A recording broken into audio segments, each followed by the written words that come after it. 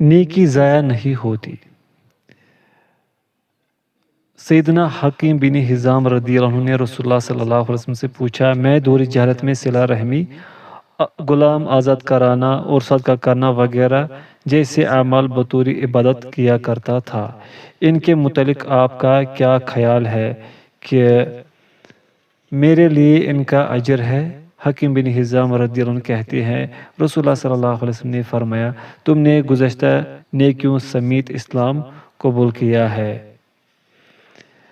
شرح الحدیث: والدین کے ساتھ حسن سلوک اللہ تعالیٰ کے ہاں ایسا پسندیدہ عمل ہے کہ اگر کوئی غیر مسلم بھی اپنے والدین کی خدمت کرتا اور ان سے حسن سلوک کرتا اور ان کی فرما برداری کرتا ہے تو اللہ تعالیٰ اسے بھی اس عمل کا صلہ اور بدلہ عطا فرماتے ہیں، اگرچہ آخرت میں اس کے لیے کوئی حصہ نہیں۔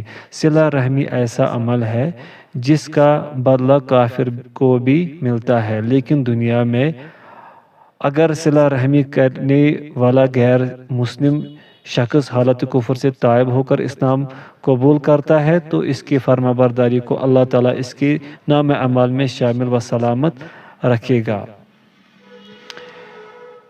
ننہال کے ساتھ نیکی کی فضیلت۔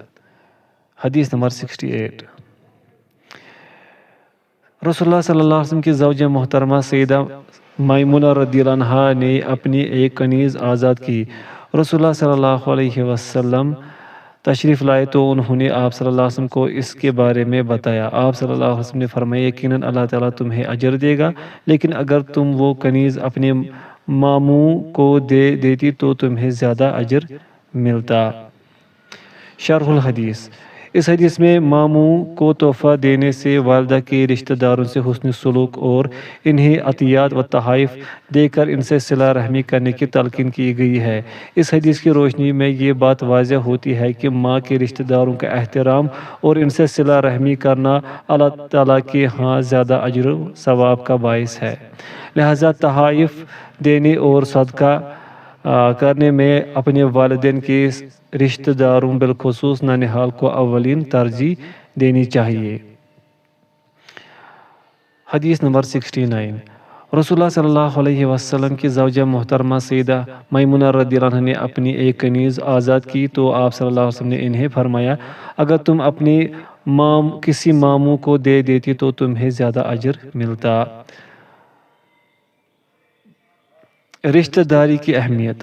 حدیث نمبر 70۔ سیدنا ابو ہریرہ رضی اللہ عنہ بیان کرتے ہیں کہ رسول اللہ صلی اللہ علیہ وسلم نے فرمایا، اللہ تعالیٰ نے تمام مخلوق پیدا کی، جب اس کی تخلیق سے فارغ ہوئے تو رشتہ داری نے عرض کیا، قطع رحمی ٹوٹنے سے تیری پناہ مانگنے والے کے لیے یہ بہترین جگہ ہے۔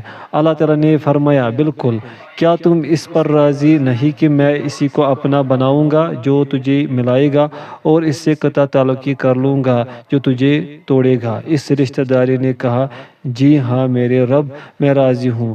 اللہ تعالیٰ نے فرمایا، تو پھر تیرا یہی رتبہ ہے۔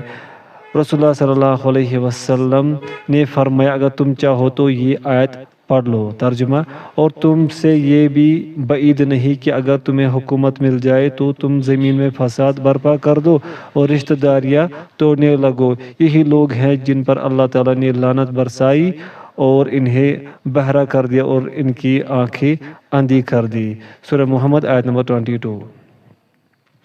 شرح الحدیث: ماموں کو تحفہ دینے کی فضیلت کے متعلق حدیث کے بعد صلہ رحمی کرنے سے متعلق حدیث بیان کر کے امام بخاری رحمہ اللہ نے والدین بالخصوص ماں کے رشتہ داروں کے ساتھ صلہ رحمی کرنے کی فضیلت بیان کی ہے۔ واعظین میں بھی یہ وصف ضرور ہو۔ حدیث نمبر 71۔ سیدہ عائشہ رضی اللہ عنہا بیان کرتی ہیں، رسول اللہ صلی اللہ علیہ وسلم غار حرا سے سیدہ خدیجہ رضی اللہ عنہ کے ہاں واپس تشریف لائے۔ آپ صلی اللہ علیہ وسلم پر کپ کپی طاری تھی۔ آپ صلی اللہ علیہ وسلم تشریف لائے اور کہا، مجھے کمبل اوڑھا دو، مجھے کمبل اوڑھا دو۔ جب آپ صلی اللہ علیہ وسلم سے گھبراہٹ دور ہوئی تو آپ صلی اللہ علیہ وسلم نے سیدہ خدیجہ رضی اللہ عنہ سے کہا، مجھے اپنی جان کا خطرہ پڑ گیا تھا۔ سیدہ خدیجہ رضی اللہ عنہ نے کہا، آپ مطمئن رہیں، اللہ کی قسم اللہ تعالیٰ کبھی آپ کو رسوا نہیں نہیں کرے گا۔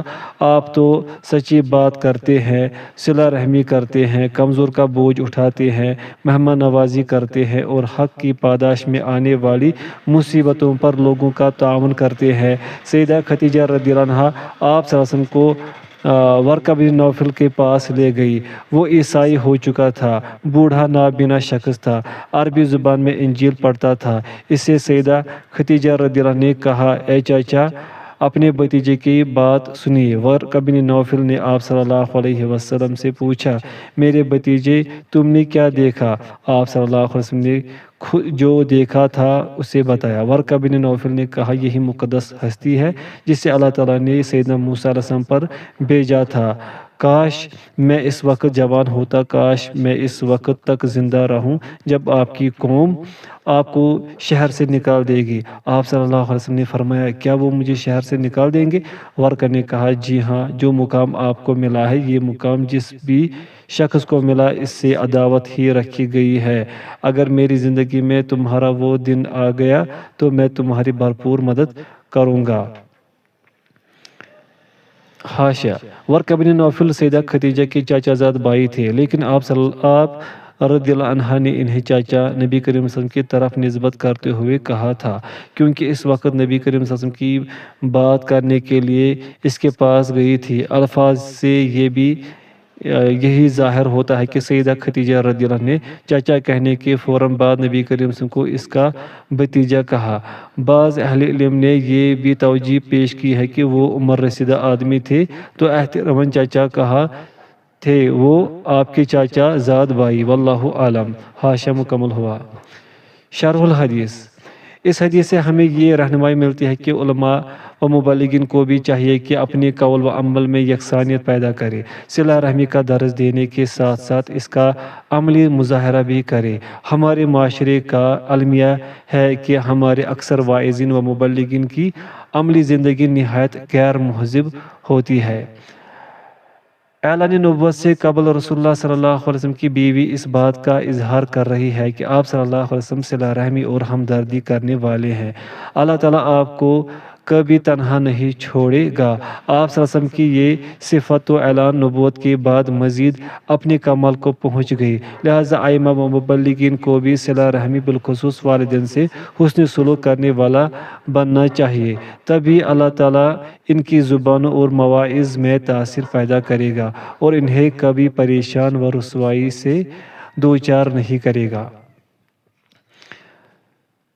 سرپرست میں بھی یہ وصف ضرور ہو۔ حدیث نمبر 72۔ سیدنا سعد بن تمیم السکونی رضی اللہ عنہ نے عرض کیا، اللہ کے رسول، آپ کے بعد والے حاکم کے کیا حقوق ہیں؟ آپ صلی اللہ علیہ وسلم نے فرمایا، جو بطور حکمران میرے حقوق ہے، جب تک وہ شخص فیصلے میں عدل کرے، اخراجات میں انصاف کرے اور رشتہ داروں کے ساتھ اچھائی کرے۔ جس نے اس کے مخالف رویہ اپنایا، اس کا مجھ سے اور میرا اس سے کوئی تعلق نہیں۔ صحابی کہتے ہیں کہ آپ صلی اللہ علیہ وسلم کا مقصد یہ تھا کہ حکمران کی اطاعت اللہ کی اطاعت والے امور میں اور اس کی نافرمانی اللہ تعالیٰ کی نافرمانی والے امور میں ہوگی۔ اس کی سند صحیح ہے۔ شرح الحدیث: جو شخص کسی بھی طرح حاکم، سرپرست یا ذمہ دار ہے تو اس کے لیے ضروری ہے کہ عدل و انصاف سے کام لے، اپنے اختیارات کا صحیح استعمال کرے اور ہمیشہ اپنی رعایا اور ماتحتوں کو ایسے احکام دے جو شریعت اسلامیہ کے مطابق و موافق ہوں۔ غیر شرعی امور میں اس کی اطاعت واجب نہیں ہے، لہٰذا صاحب اقتدار اور صاحب مسند شخص کی ذمہ داری ہے کہ وہ خلاف شریعت امور کا حکم نہ دے اور کسی سے ظلم و زیادتی نہ کرے۔ والدین بھی سرپرست ہونے کے اعتبار سے اس بات کے مکلف ہیں کہ اپنی اولاد کو کبھی خلاف شریعت حکم نہ دے اور اپنی ذات کو عملی نمونہ بناؤ۔ حدیث نمبر 73۔ سیدنا جابر رضی اللہ عنہ فرماتے ہیں، بنو عذرا کے ایک آدمی نے اپنے مرنے کے بعد اپنے غلام کو آزاد کرنے کا اعلان کر دیا۔ رسول اللہ صلی اللہ علیہ وسلم کو اس بات کا علم ہوا تو آپ صلی اللہ علیہ وسلم نے فرمایا کیا تمہارے پاس اس کے علاوہ کوئی مال ہے؟ اس نے کہا نہیں۔ رسول اللہ صلی اللہ علیہ وسلم نے فرمایا مجھ سے یہ غلام کون خریدے گا؟ تو اسے نعیم بن عبداللہ النحام رضی اللہ عنہ نے 800 درہم میں خرید لیا۔ وہ آدمی وہ رقم رسول اللہ صلی اللہ علیہ وسلم کے پاس لایا، آپ صلی اللہ علیہ وسلم نے اسے ہی دے دی اور فرمایا اپنی ذات سے شروع کر، اسی پر صدقہ کرو، پھر اگر رشتہ داروں سے کچھ بچ جائے تو یہاں وہاں خرچ کر سکتے ہو۔ آپ صلی اللہ علیہ وسلم نے اپنے سامنے دائیں اور بائیں اشارہ کیا۔ شرح الحدیث: اسلام اس بات کا درس نہیں دیتا کہ انسان صدقہ خیرات کرتے وقت اپنی اور رشتہ داروں کی ضرورتوں کو یکسر فراموش کر دے، خود کنگال اور دیوالیہ ہو جائے، اور یہ بھی ضروری ہے کہ صدقہ کرتے وقت سب سے پہلے اپنے رشتہ داروں میں سے مستحقین کا انتخاب کیا جائے، لیکن سب سے اول فریضہ یہ ہے کہ اپنے اہل خانہ، بیوی بچوں اور والدین کی ضروریات کو مد نظر رکھے۔ ایسا نہ ہو کہ سب کچھ صدقہ کر دے اور اپنے اہل خانہ کی عیالداری اور ان کی ضروریات پوری کرنے سے قاصر و عاجز رہ جائے۔ نیکی یہ نہیں کہ حقوق العباد میں جو اولین حقوق ہے ان کو فراموش کر دیا جائے۔ اولین حقوق العباد اہل خانہ اور والدین کے حقوق ہے۔ اخلاقی پستی کا دور۔ حدیث نمبر 74۔ سعید بن سمعان رحمہ اللہ کہتے ہیں کہ سیدنا ابو ہریرہ رضی اللہ عنہ بچوں اور نادانوں کی حکمرانی سے پناہ مانگا کرتے تھے۔ سعید بن سمعان رحمہ اللہ کہتے ہیں کہ مجھے ابن حسنہ جوہنی نے بتایا کہ انہوں نے سیدنا ابو ہریرہ رضی اللہ عنہ سے پوچھا اس نادانوں کی حکومت کی کیا علامت ہے؟ انہوں نے فرمایا قطع رحمی ہونے لگے گی، گمراہ کن لوگوں کی پیروی کی جائے گی اور راہ ہدایت دکھانے والوں کی نافرمانی ہونے لگے گی۔ محدث البانی رحمہ اللہ نے اس حدیث کو صحیح قرار دیا ہے۔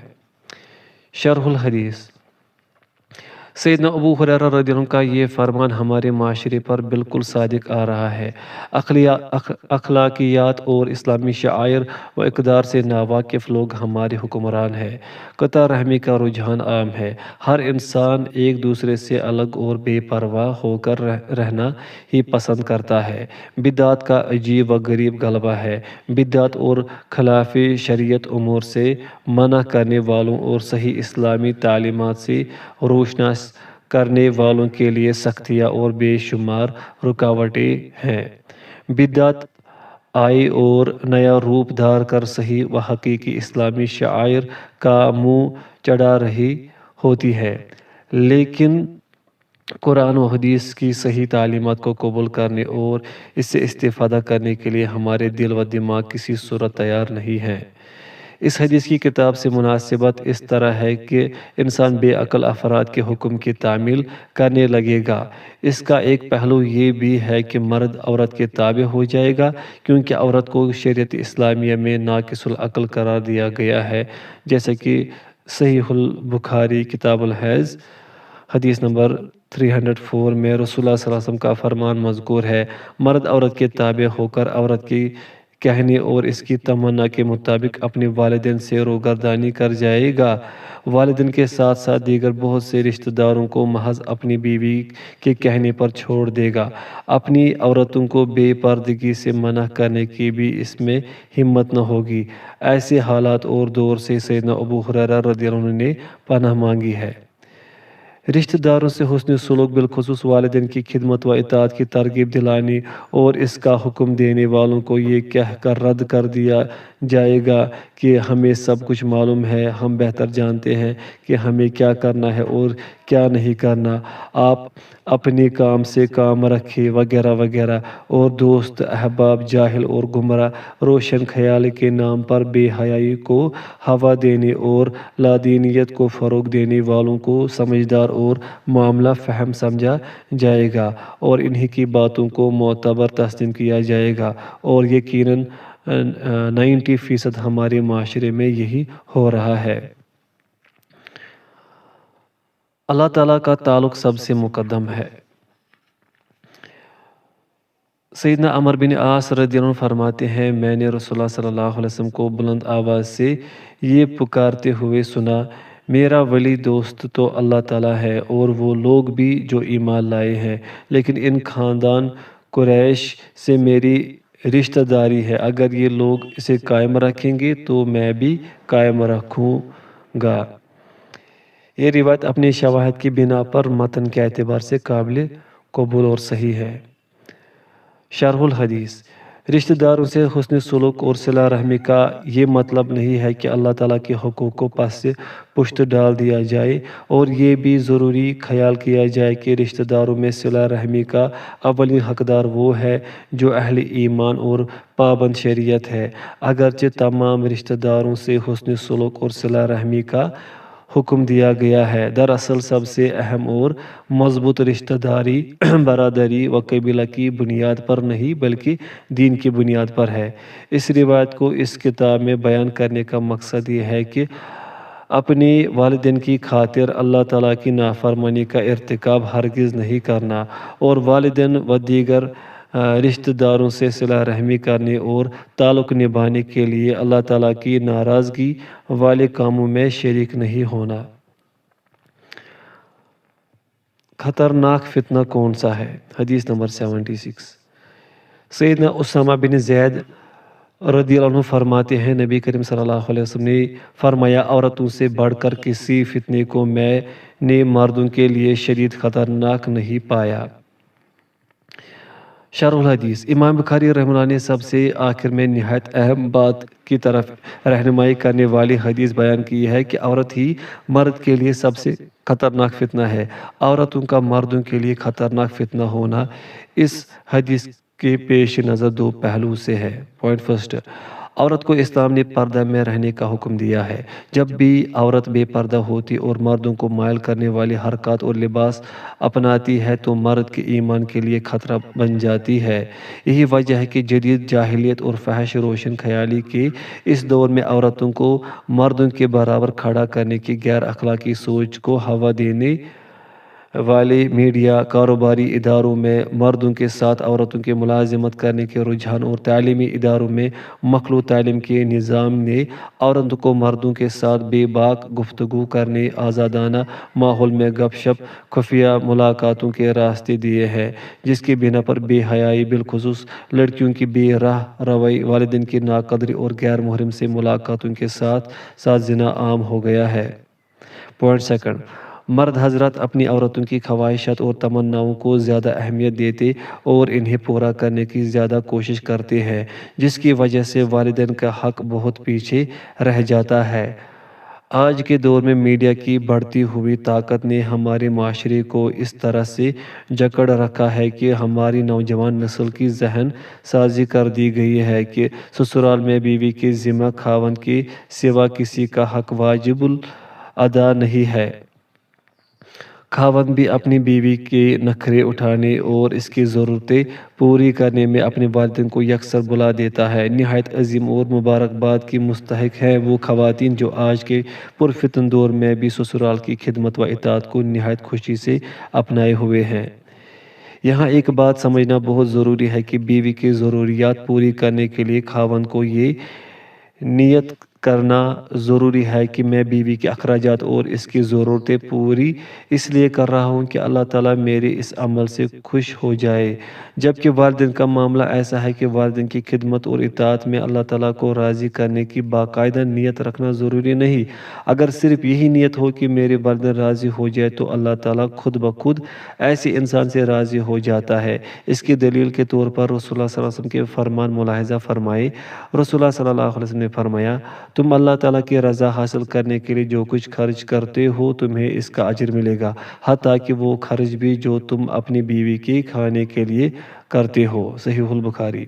دوسرے حدیث میں آپ صلی اللہ علیہ وسلم کا ارشاد گرامی ان الفاظ میں مذکور ہے، جب مسلمان شخص اپنے اہل بیوی بچوں پر خرچ کرتا ہے اور اس کی نیت اللہ تعالیٰ سے ثواب حاصل کرنے کی ہوتی ہے تو وہ خرچ کیا ہوا اس کے لیے صدقہ بن جاتا ہے۔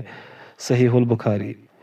جبکہ والدین کے متعلق آپ صلی اللہ علیہ وسلم کا فرمان ہے، اللہ تعالیٰ کی رضا والدین کی رضا میں ہے اور اللہ تعالیٰ کی ناراضگی والدین کی ناراضگی میں ہے۔ یعنی اللہ تعالیٰ کی طرف سے گارنٹی دی جا رہی ہے کہ تم صرف اپنے والدین کو راضی کرو، میں خود ہی تم پر راضی ہو جاؤں گا۔ نہایت بدبخت ہیں وہ مرد جو محض اپنی عورتوں کی خاطر ماں باپ سے کنارہ کشی کرتے ہیں، اور اس سے بھی بڑھ کر وہ عورت بدبخت ہے جس کی خواہش و حکم پر مرد اپنے والدین کی نافرمانی اور ان سے کنارہ کشی کا مرتکب ہوتا ہے۔ آخر میں سیدہ عائشہ رضی اللہ عنہا کا ایک خواب ذکر کرنا نہایت مناسب ہوگا۔ سیدہ عائشہ رضی اللہ عنہا فرماتی ہے، میں نے خواب میں دیکھا کہ میں جنت میں ہوں اور وہاں کسی کو قرآن پڑھتے سنا۔ میں نے پوچھا یہ کون ہے؟ مجھے بتایا گیا کہ یہ حارثہ بن نعمان رضی اللہ عنہ ہے۔ سیدہ عائشہ رضی اللہ عنہ نے یہ خواب رسول اللہ صلی اللہ علیہ وسلم کو سنایا تو آپ صلی اللہ علیہ وسلم نے فرمایا، والدین کے فرما بردار کو اسی طرح عظمتیں ملتی ہے۔ سیدہ عائشہ رضی اللہ عنہ فرماتی ہے، حارثہ بن نعمان رضی اللہ عنہ واقعی اپنے والدین کی بہت زیادہ فرما بردار تھے۔